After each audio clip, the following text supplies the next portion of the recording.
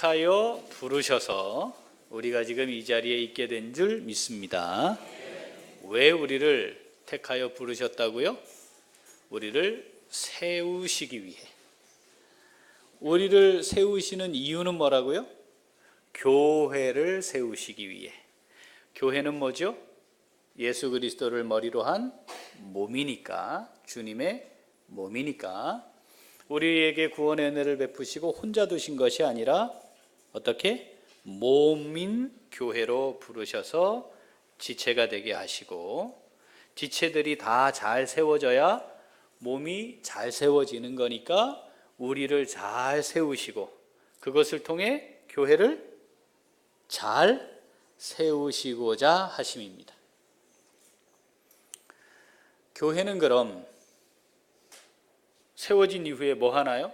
그렇게 해서 잘 세워지면 그걸로 끝인가요? 그렇지 않고 또 새롭게 교회로 부르시는 지체되는 각 성도들을 어떻게 또 잘 세우는 일을 감당해야 하겠죠.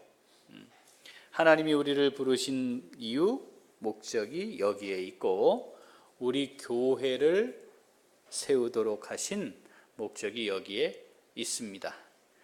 자, 우리가 세움받아 교회가 세워지고 교회는 다시 지체들을 세우는 이게 선순환이 일어나는데, 그러면 그렇게 교회가 세워진다는 것이 우리에게는 어떤 의미가 있는 것인가? 교회에게는 어떤 의미가 있고 또 교회에 지체된 우리에게는 또 어떤 의미가 있는가를 이해를 해야 하나님의 부르심이 뭔가를 제대로 이해하는 것이라 할 수 있겠습니다. 오늘은 우리를 부르셔서 세우시고 우리를 통해 교회를 세우심, 그것이 어떤 의미인가 오늘 말씀을 함께 살피며 우리에게 주시는 하나님의 음성을 좀 듣고자 합니다. 자, 오늘은 몇 번째죠? 네 번째입니다. 네 번째. 자, 넷째. 자, 지체된 우리가 세워지고 우리가 세워져서 교회가 세워지는 거죠. 그렇게 해서 하나님의 부르심에 의해 우리가 세움을 받았다라고 인정하는 사람들, 그 성도들, 그렇게 믿음으로 행하는 성도들에게 있어 부르심은 뭐다? 맡기심입니다. 하나님이 우리를 부르셨어요. 제가 부름 받았어요. 그 말은 곧 다르게 표현하면 하나님이 내게 뭔가를 맡기셨어요. 우리 교회를 하나님이 그렇게 부르셔서 세우셨어요. 이 말과 같은 말은 하나님이 우리 교회에 뭔가를 맡기셨어요 라고 하는 말과 같은 거죠. 우리 한 사람 한 사람을 천하보다 귀한 생명 이렇게 표현합니다. 맞나요? 진짜인가요? 제가 천하보다 귀할 만큼, 그렇게 평가받을 만큼 훌륭한 사람인가요? 아니거든요.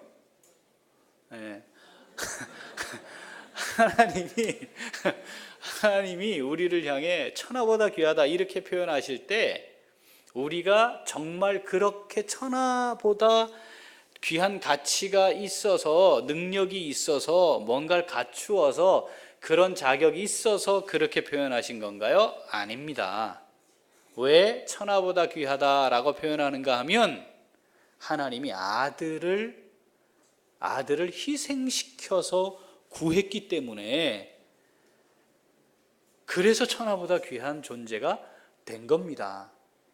자격이 있어서 된 것이 아니고, 뭔가 그렇게 대우받을 뭐를 갖추어서가 아니고, 아들을 희생시켰기 때문에 이제는 이게 더 귀할 수밖에 없어서 하나님이 우리를 향해 그렇게 말씀하세요. 천하보다 귀한 존재들이다.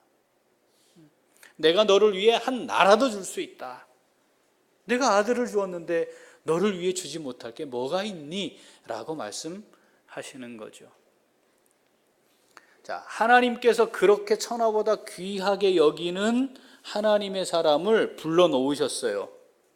그런데 이 사람이 제대로 세워지지 못하면 하나님 마음이 굉장히 슬픕니다.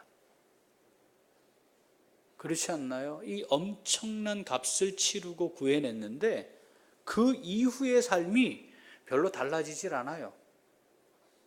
하나님과 관계도 별로 없어요. 믿음이 자라지도 않아요. 그러면 하나님이 굉장히 마음이 아플 수밖에 없겠죠. 그러니까 하나님께서 뭘 하기를 원하세요? 그렇게 구원받은 구원의 은혜를 누리게 된 그 사람이 잘 세워지기를 원하시는 겁니다. 자, 이걸 교회에 맡기신 거예요. 교회가 맡은 게 뭡니까? 교회가 맡은 게 이 지체들을 어떻게? 하나님의 사람으로 잘 서도록 하는 그 직임을 감당하는 것, 그걸 맡은 겁니다. 내가 선택한 것이 아닙니다. 내가 정한 게 아닙니다. 내가 이거 하고 싶어, 내가 이거 결정할 거야, 내가 할 거야, 내가 맡을 거야 해서 맡은 게 아니고 하나님이 교회와 성도들에게 맡기신 겁니다. 무엇을 맡았는지를 잘 살피지 못하면 본질에서 벗어나거나 무엇이 더 중요한 의미가 있는지를 놓친 채 살아가기 쉽습니다. 교회 동일합니다. 교회가 뭘 맡았지요? 이렇게 물으면 교회는요, 하나님이 이걸 맡기셔서 이걸 맡았어요, 이렇게 말할 수 있어야 합니다. 우리가 원하는 거, 우리가 하고 싶은 거, 내게 좋은 거, 내가 원하는 것이 아니고 하나님이 맡기신 것이 무엇인가를 잘 살피는 것이 필요합니다. 아마 그 교회는 한 1시간 반쯤 지나면 담임 목사님을 청빙하기 위한 투표를 할 텐데 106통의 이력서가 들어왔고 그 중에 압축하고 압축해서 2분이 최종 후보가 됐대요. 거기 임시당회장 목사님하고 어떻게 통화를 하게 됐는데 지난주에 이렇게 말씀을 하셨답니다. 자, 우리가 좋은 목사님을 모시기 위해 거기는 금요 철야를 인도를 하고 주일 낮 예배 2번 설교하고 주일 저녁 예배까지 설교하고 기도회를 인도하는 것까지 선을 받대요.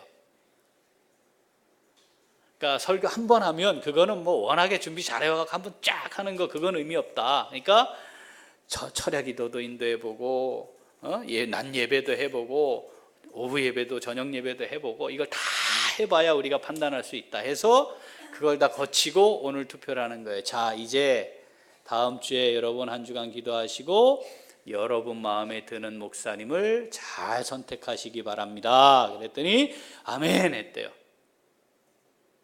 근데 그 목사님이 이렇게 말씀하셨대요. 여기에 아멘 하면 안 된다고. 여러분 마음에 드는 목사님을 선택하는 게 아니고 우리 교회를 위해 하나님이 어떤 목사님을 세우기를 원하시는가를 분별해서 그 하나님의 뜻에 응답하는 것이어야 합니다. 이렇게 말씀하셨대요. 하나님이 우리를 여기로 부르신 거예요. 그리고 우리를 세우신 거예요. 그리고 우리 교회를 여기에 있게 하셨어요. 우여곡절을 거쳤습니다. 힘들고 어려운 과정도 거쳤습니다. 그리고 여기에 하나님이 우리 교회를 세우셨습니다. 하나님이 세우셨고 우리를 부르셨고 그리고 우리 교회에 하나님이 맡긴 것이 무엇인지를 잘 살펴야 여기까지 되어야 우리 교회가 비로소 주님을 머리로 한 몸된 교회로 잘 세워질 수 있는 겁니다. 마태복음 28장 18절에서 20절 읽어보겠습니다. 예수께서 나와 말씀하여 이르시되 하늘과 땅의 모든 권세를 내게 주셨으니 그러므로 너희는 가서 모든 민족을 제자로 삼아 아버지와 아들과 성령의 이름으로 세례를 베풀고 내가 너희에게 분부한 모든 것을 가르쳐 지키게 하라. 볼지어다 내가 세상 끝날까지 너희와 항상 함께 있으리라 하시니라. 아멘. 주님이 마지막으로 승천하시기 직전 남기신 말씀, 그리고 교회와 예수 그리스도 주님을 고백하는 제자들에게 주신 가장 큰 위대한 명령이라고 생각을 해서 이걸 대위임령이라고 이름을 붙였습니다. 대위임령. 누구의 명령이에요? 하늘과 땅의 모든 권세를 가지신 주님의 명령이니까 절대적이고요. 그렇죠? 네. 절대적인 명령인데 두 가지예요. 가라, 제자 삼아라. 그러니까 교회는 이 주님의 절대적인 명령이 뭔지 알고 잘 살펴서 그 직임을 감당해야 교회입니다. 근데 뭐 하라고 그랬다고요? 가서 제자 삼아라. 주님이 말씀하신 것을 지키며 사는 게 뭔지 가르치라. 머리를 크게 하라 지식의 문제가 아니고 어떻게 하는 것이 말씀을 따라 살아가는 삶인지를 잘 가르치라고 명령하신 겁니다. 이게 교회에게 주어진 정말 중요한 본질적인 명령이라는 사실을 놓치면 주님과 상관없는 교회가 될 확률이 높아요. 그런데 이게 쉽지 않을 겁니다. 그래서 뭐라고 말씀하세요? 하늘과 땅의 모든 권세를 지닌 내가 세상 끝날까지 너희들과 함께 할 테니 걱정하지 말아라 까지 말씀하신 거죠. 하나님이 천하보다 귀한 생명을 우리 교회로 보내주시면 우리가 할 일은 몸된 교회의 지체로 잘 세워가는 겁니다. 주님의 말씀을 지키며 살아가도록 잘 가르치는 일을 해야 하는 겁니다. 주일에 우리가 예배드리고 나서 구역 모임을 말씀 나누게 하는 것도 같은 맥락에서 진행되는 거죠. 말씀을 나누며 어떻게 하나님 앞에서 우리가 살아가야 할지에 대해 함께 삶을 공유하고 함께 기도하는 시간이 그 시간입니다. 그게 제대로 되지 않는다면 우리 교회는 주님의 몸된 교회로 제대로 선다고 말할 수가 없는 겁니다. 또 하나 뭐라고요? 가라잖아요. 가라. 그죠? 어디를 향해 가라고요? 모든 민족. 하나님이 우리 교회를 여기에 세우셨어요. 그렇죠? 그러면 성경의 원리대로 하면 자, 예루살렘, 유대, 사마리아, 땅끝이잖아요. 그렇죠? 예루살렘 교회가 부흥했던 이유 뭐라고요? 왜 예루살렘 교회가 부흥해야 했죠? 땅끝까지 가야 했으니까 100명, 200명으로는 안 되는 거예요. 하나님께서 폭발적으로 교회를 세우신 이후에 뭐 하셨어요? 거기에 박해가 있게 하셨어요. 네? 자, 하나님의 교회 디자인이에요. 그죠? 막 부흥하게 하고 성령의 역사가 막 일어나게 한 후에 하나님이 거기에 박해가 있게 딱 하셨어요. 그래서 예루살렘에는 누구만 남았다? 사도들만. 사도 외에는 다 어디? 유대, 사마리아 땅끝까지 이르게 되었던 거죠. 뭐예요? 가라. 모든 민족을 향하여 가라는 그 명령을 능동적으로 감당할 수 없으니 주님이 그걸 하게 하신 거예요. 자, 우리 교회를 여기에 세우신 이유는 뭐겠습니까? 신정동으로, 달동으로 가라. 가라. 갈 마음 없으면 어떻게 하신다? 가게 하신다. 방법은 교역자들만 여기 딱 남고 가는 겁니다. 그건 별로 안 좋은 모습이죠. 그러니까 가게 하시기 전에 가야 돼요. 어디로? 신정동으로, 달동으로. 그 다음 울산 남구로. 그 다음 울산으로. 대한민국으로, 열방으로. 하나님이 여기에 교회를 세우신 이유가 그것입니다. 그걸 맡기신 거예요. 우리가 하고 싶어서 요거 할래요가 아니고 교회로 우리를 모으신 이유가 그겁니다. 이걸 놓치면 주님과 상관없는, 머리는 주님인데 몸뚱이는 따로 노는 이상한 단체가 될 확률이 있어요.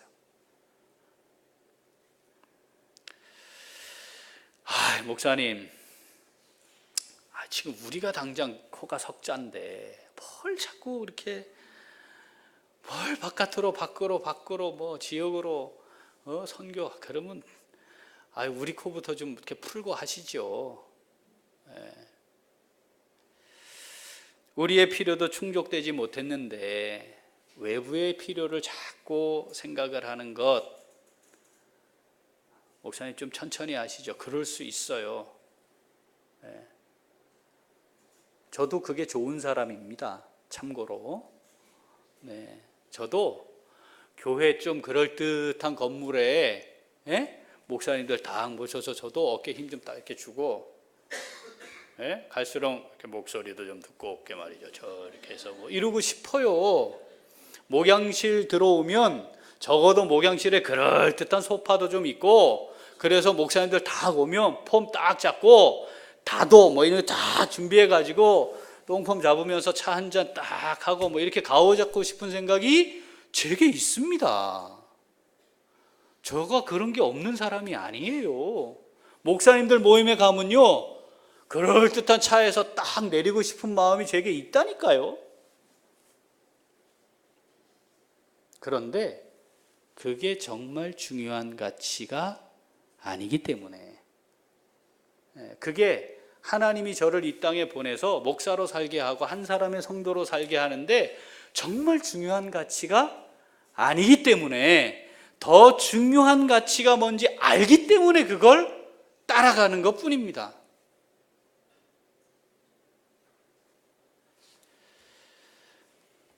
먼저 그의 나라와 그의 의를 구하라. 적어도 이 말씀이 제 마음에 새겨져 있는 이상 그게 우선순위가 될 수밖에 없는 거죠. 총신대 정상화를 위해 우리 신대원 3학년 전도사님들이 졸업을 거부했잖아요. 수업을 거부해서 수료가 안 됐어요. 그런데 이게 학교가 정상화가 빨리 됐으면 그분들이 냈던 등록금은 유지가 되고 다시 한 학기를 수료하게 했을 텐데, 정상화가 늦어지면서 휴학 처리가 안 됐기 때문에 등록금이 다 날아가 버렸어요. 그래서 졸업을 하기 위해 이번 학기에 재수강을 해야 되는데 등록금을 다 내야 되는 거예요. 다시. 그런데 잘 아시는 것처럼 교회들이 말입니다, 전도사님들 쓰면서 장학금 안 주잖아요. 우리 교회는 줍니다. 그죠? 그래서 다시 사비로 300만 원, 320몇만 원, 300 뭐 하여튼 그 돈을 다시 등록을 해야 되는 거예요.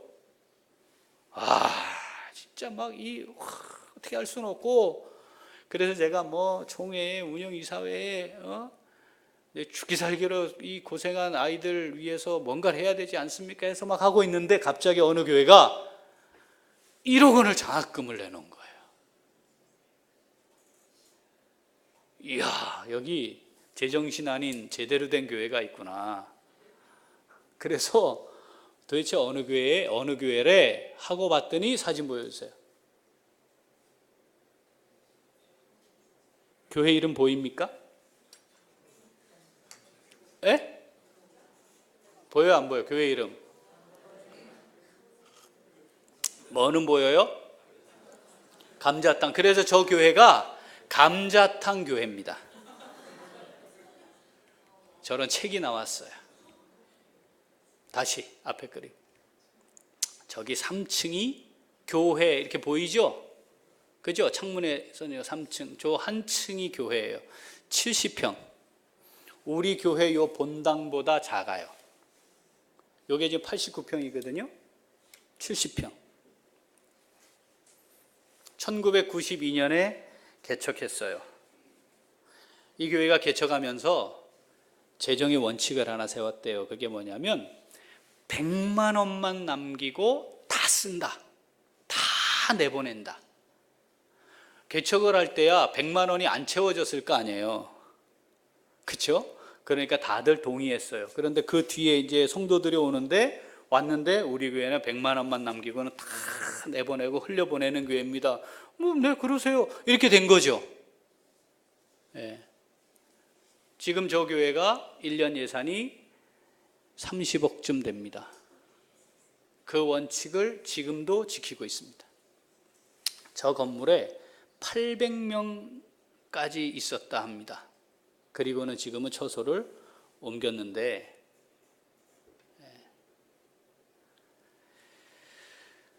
CTS에서 이제 인터뷰를 한 거예요. 그런데 아주 은혜가 되는 표현이 있어서 제가 그것만 읽어드릴게요. 저희가 서울 광염교회인데, 광염교회 교인들은 행복한 새빵살이를 하면서 즐기고 있습니다. 예배를 마치면 한 줄은 예배 마치고 내려가는 성도들, 한 줄은 예배를 드리기 위해 올라오는 성도들이 두 줄로 움직이는 교회. 그런데 800명이 될 때까지 저기에 있으면서 예배당을 건축하기 위해 들어가야 하는 막대한 예산, 그걸 한국기독교연합봉사단을 만드는데 드렸대요. 이 봉사단이 언제 본격적인 활동을 했냐면, 여러분 서해안 태안의 그 기름 유출 사고 기억하십니까? 그거 시커멀 때, 그때 그 막 사람들이 와가지고 이렇게 막 그 돌에 기름 막 닦아내고 했잖아요. 그거를 시작한 교회예요. 지금 그 단체가 굉장히 큰 단체가 됐고, 얼마 전에 지진이 난 인도네시아에도 많은 성도들의 헌금과 함께 많은 그 교회 성도들이 중심이 돼서 바로 그곳으로 날아갔대요. 여러분, 휴가를 이런 때 한 번쯤 쓰는 거는 어떻겠습니까? 지금 1600명 정도의 성도들이 이 같은 원리에서 크게 벗어나지 않으며 교회를 세워가고 있답니다. 그 교회 목사님, 저하고 뭐 이렇게 비슷한 연배이신데, 이렇게 철학을 한 문장으로 말씀하셨어요. 우리 몫을 줄여야 나눌 몫이 있다.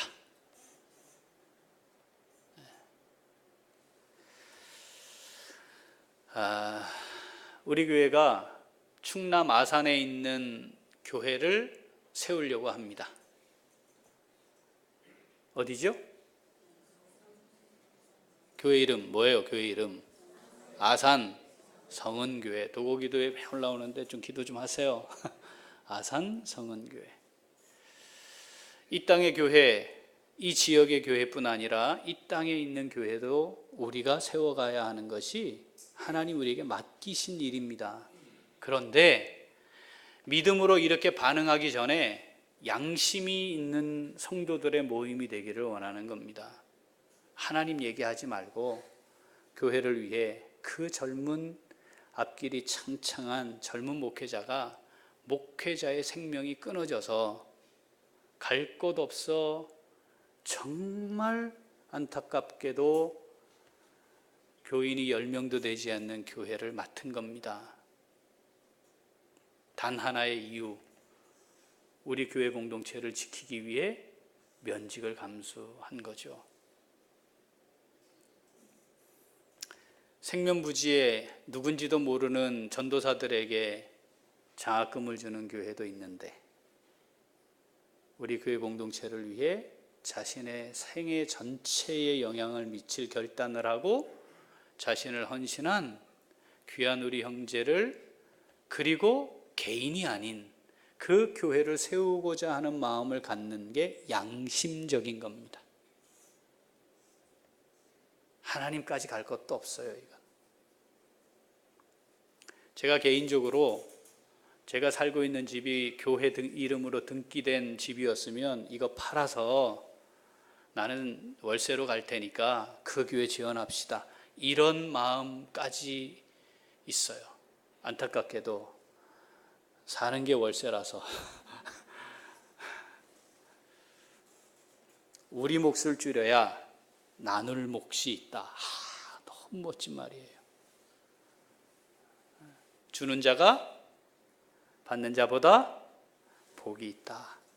여러분, 우리가 복받을 삶을 살아야 합니다. 그리고 복이 있는 자로 사는 게 필요합니다. 하나님이 교회를 세우시기를 원하십니다. 이곳에도, 신정동에도, 달동에도, 충남 아산에도, 필리핀에도, 세계 열방 세네갈에도 하나님이 교회를 세우기를 원하세요. 누구를 통해? 우리를 통해. 선한 이웃, 우리 교회를 통해. 이 하나님의 맡기심에 온전하게 응답하며 살아가는 우리 교회 될 수 있기를 소원합니다.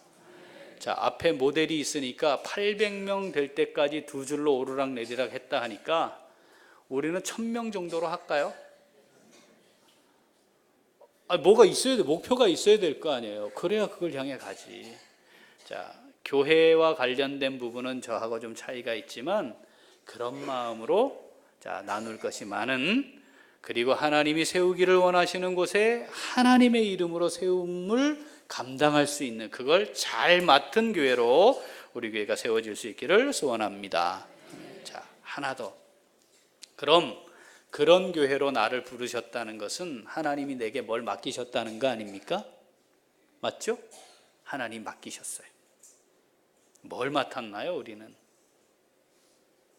그 교회가 맡은 겁니다. 하나님 맡기셨습니다. 인정하면 내게는 하나님 뭘 맡기셨나요? 여러분, 몸에 기능이 없는 지체는 존재하지 않아요. 그렇지 않나요? 그리고 하나님이 우리를 향해 자격 없는데 우리에게 은혜의 직분을 맡기셨어요. 그거 우습게 여기는 건 하나님 우습게 여기는 거예요. 자격 없어요. 자격 없지. 목사님 저는 자격 없어요. 자격 없지. 본인 알잖아요. 하나님도 아세요. 옆에 사람도 알아요. 우리가 알잖아요. 저거 자격 없어. 알아요. 자격 가지고 하면 제가 여기서 이거 못한다니까요. 은혜로 맡기셨기 때문에 하는 겁니다. 그 하나님의 은혜로 맡기심을 기억하고 하나님을 신뢰하는 사람, 이런 고백하게 돼 있다는 거예요. 디모데전서 1장 12절 읽어볼까요? 나를 능하게 하신 그리스도 예수 우리 주께 내가 감사함은 나를 충성되이 여겨 내게 직분을 맡기심이니. 아멘. 충성하는 거 보고 맡기신 게 아니라 충성되이 여겨서 맡기셨대요. 그리고는 그냥 두지 않으시고 어떻게 해요? 능하게 하신대요. 은혜로 제게 맡기셨습니다. 하나님 자격 없는데 안 될 거 뻔히 아시잖아요. 내가 내 힘으로 안 돼요. 그런데 맡기셨어요. 어떻게 할까요, 하나님? 너무너무 감사한데 제가 부족함이 많아요. 어떻게 할까요, 하나님? 그러면 그 하나님이 나와 함께 하신대요. 언제까지? 세상 끝날까지. 그런데 내가 어떤 존재냐? 하늘과 땅의 모든 권세를 내가 가졌으니 내가 너와 함께 할 것이다. 그것을 체험하며 살아야지요. 그래서 이런 고백이 있어야지요. 나로 나를 능하게 하신 우리 그리스도 예수 나의 주님께 감사합니다. 우리 주님 앞에 설 날이 그리 멀지 않았습니다. 우리 그때 이 고백할 수 있어야 하지 않을까요? 에베소서 4장 12절 이는 성도를 온전하게 하여 봉사의 일을 하게 하며 그리스도의 몸을 세우려 하심이라. 아멘. 우리는 그리스도의 몸을 세우기 위해 여기 있는 겁니다. 이 땅에, 신정동에, 달동에, 남구에, 울산에, 대한민국의 세계 열방에 하나님의 나라 그리스도의 몸을 세우기 위해 여기로 하나님의 부르심을 입은 겁니다. 그리고 그걸 맡기신 겁니다. 온전하게 되어가야 합니다. 온전해져야 합니다. 잘 자라야 합니다. 그 과정에서 나타나는 열매가 봉사의 일을 하게 하며입니다.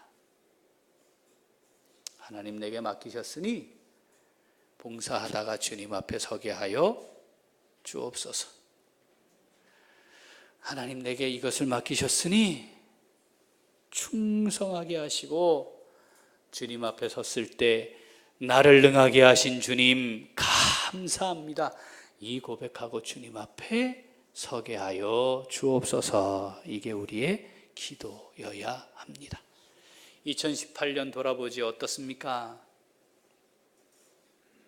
잘하셨죠? 은혜로 부르심에 감사하고 감격하며 내게 맡기신 직분 하나님 앞에 부끄럽지 않게 감당하려고 애쓰셨죠? 자, 매년 11월에 돌림병이 교회 안에 있어요. 얘가 10달, 11달 동안 잘 잠복하고 있다가 11월 되면은 막 창궐해요. 아유, 힘들다. 이제 내년에 좀 쉬어야 되겠다. 이 돌림병 예방주사 잘 맞으셔야 해요. 이 돌림병에 전염되시면 안 됩니다. 자, 하나님 은혜로 내게 이 귀한 하늘의 직분 맡기셨으니 성도로 살게 하셨으니 나를 통해 하나님 2018년 이렇게 오셨는데 부족함이 많아요. 아버지 하나님 죄송합니다. 2019년 이제 감사하고 감격함으로 이렇게 한번 해볼게요. 하나님 아버지 2019년 마지막에는 2019년 이 한 해 동안 나를 능하게 하신 그리스도 예수 우리 주께 내가 감사합니다. 충성되지 못한 자였으나 충성되이 여기셔서 내게 직분을 맡기셨고 감당케 하심에 감사합니다. 이 고백이 우리 모두의 고백이 될 수 있기를 소원합니다. 기도하겠습니다. 하나님 아버지